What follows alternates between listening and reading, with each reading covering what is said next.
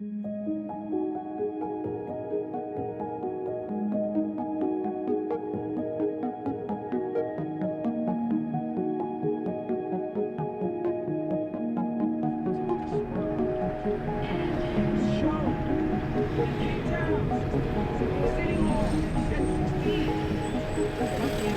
also became a much better person from playing rugby. I learned a lot of things like patience and learning to stay calm under pressure. Quand il me parlait de ça, j'ai refusé. Totalement, j'ai refusé.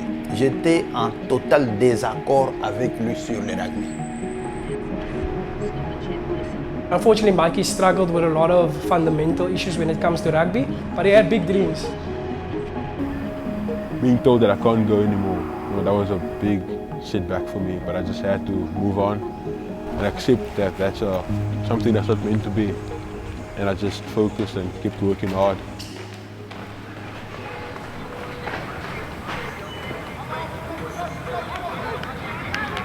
My name is Michael Mutombo. I'm 20 years old. I was born in Congo. My family and I moved to South Africa in 2012. So my dad got work opportunity in South Africa, and then we were forced to move. We grew up here. Very few family members here, but it's been good so far. So when we arrived in South Africa, we had to start school here as well. So in Congo we spoke French, so we couldn't speak any English at all. So it was very difficult to make friends. We couldn't speak, we couldn't express ourselves. And then as time passed, I started learning English, I started speaking a bit, so I made a few friends. But I've always struggled with Afrikaans, that was the biggest struggle for me. And until this day, I still struggle with Afrikaans.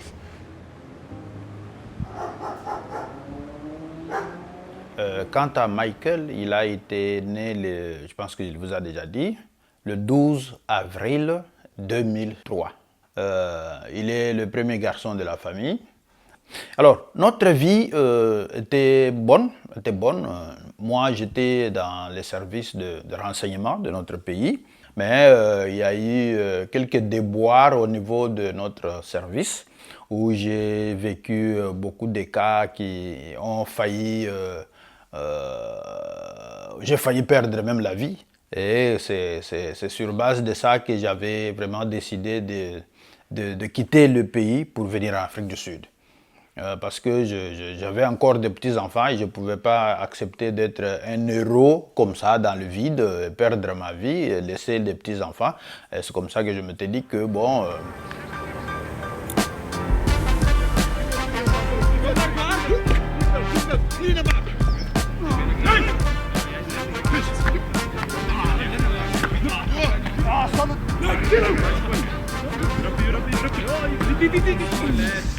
I played my first rugby game when I was 13 in grade 7.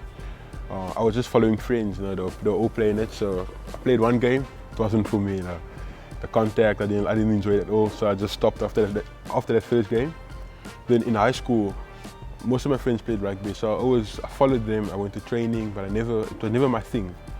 And then my older cousin, he was very serious about it. He always played, he achieved a lot of things, so I started training as well, trying to do what he was doing. And then when I got to grade 9, I took it pretty serious. I started playing every weekend. He joined a foundation called Be The Difference. Then I also joined it, and then we started training together with Craig Berry, Grantham Abrams. Then I became pretty serious about it. I developed a lot in the game. My fitness-wise, I got stronger, I started gymming. I also became a much better person from playing rugby. I learned a lot of things like patience and learning to stay calm under pressure.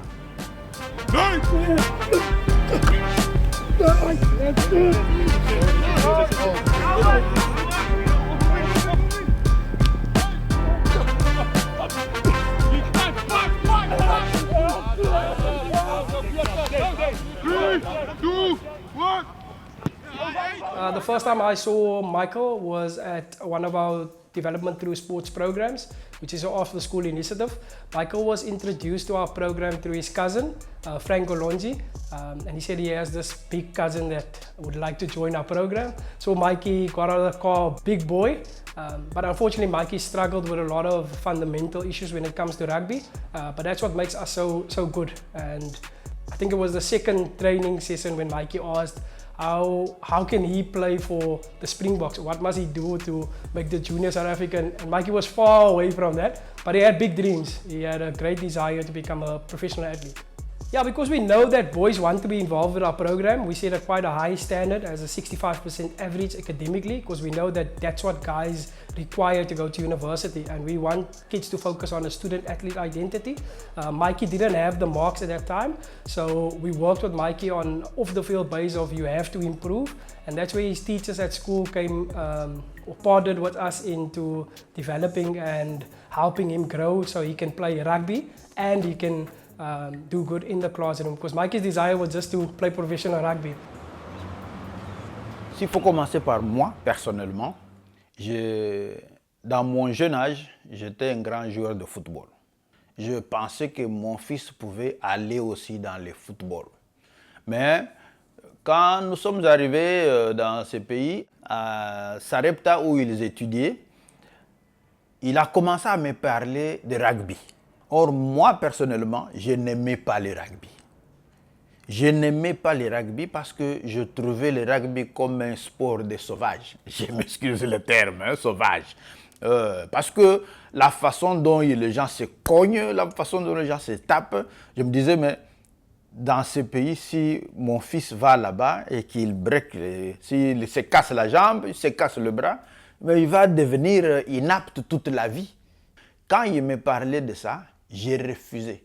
Totalement, j'ai refusé. J'étais en total désaccord avec lui sur le rugby.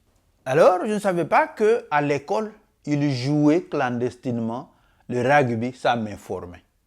Et c'est en 2018, un jour, je vais à Sarepta High School, on me sort cette revue. On me montre sur cette page, il est écrit « A star in the making, Michael Kalonji ». Et c'est là où on parlait de Michael Kalonji comme une étoile en train de venir dans le jeu de rugby. J'ai dit, waouh, ça alors ça devient sérieux. The first time I actually met Michael was actually next to the rugby field. I was coaching another team and they kind of recruited him from another school, Sarepta. Someone picked up the ball and all the school boys, because he was bigger than everyone, started shouting, Pogba, Pogba, oh. Every time I would see him, it would just be like, we share a passion for rugby, we would chat rugby. But what I picked up the best from the whole experience was just the way that he would approach me, the way that he would speak to me.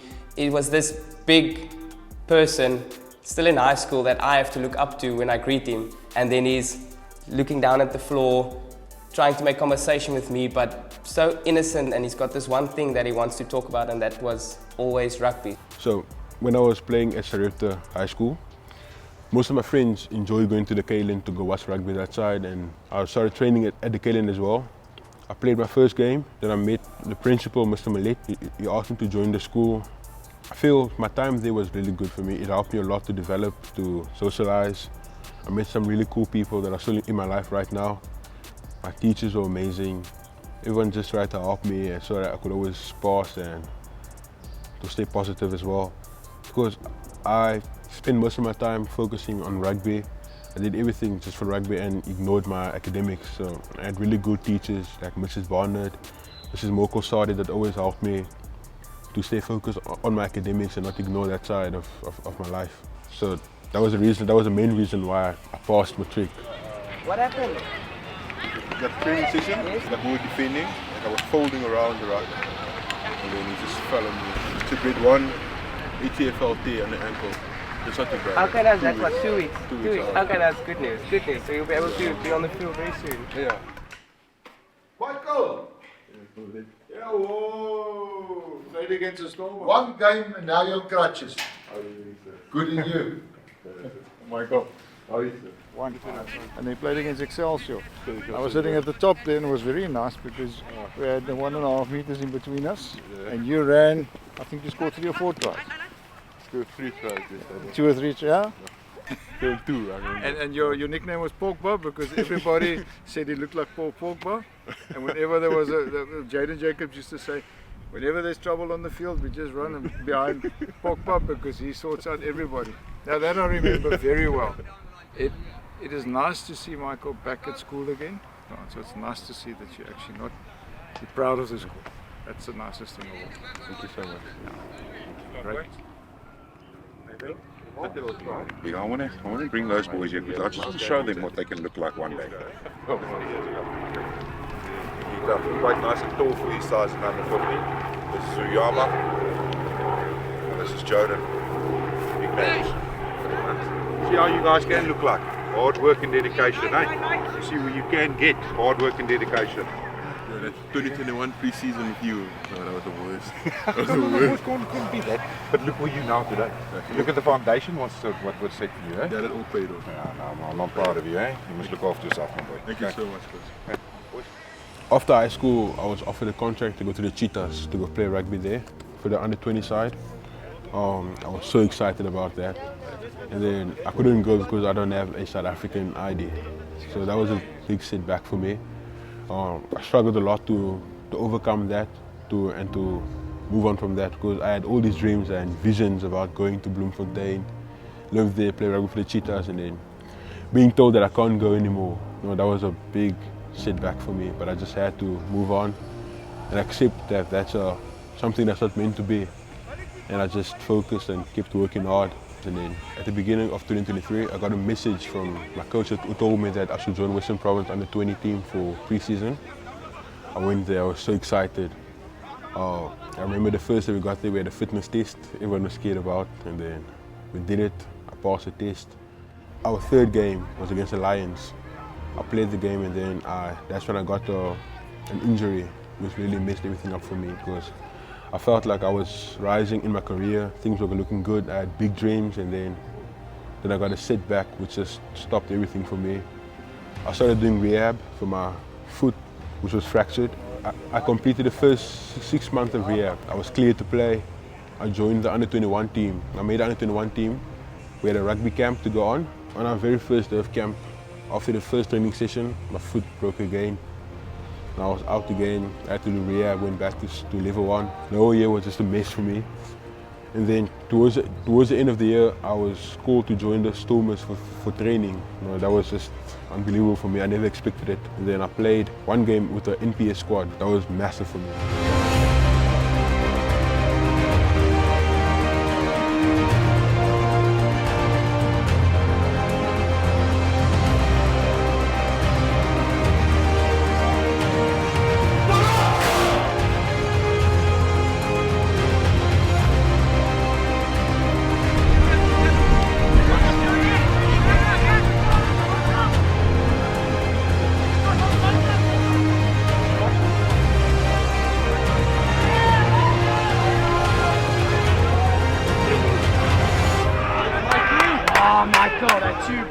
So today we played against the Springboks under 20 team. Just a friendly game for us. And before the game I was extremely nervous. I was so focused on my detail. But I spoke to my coach and they told me to just relax and go out there with a clear mind. Just focus on your line outs, tackles and carries. And I went out. I stole quite a few balls. And I had 2 or 3 good carries. And made quite a few tackles, but there's still quite a few things that I need to work on, like folding, setting quicker. But overall, I think I did very well, and I'm very proud of the boys as well.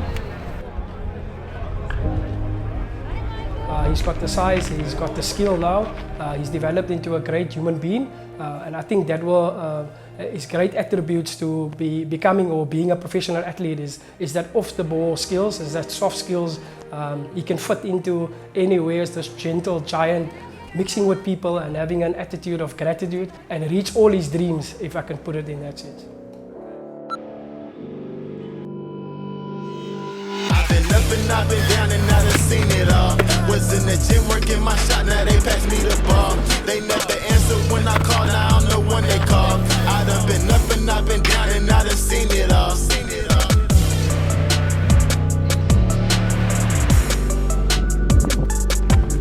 I've been up and I've been down and I done seen it all. I'm Michael Mutombo, and this is my next chapter.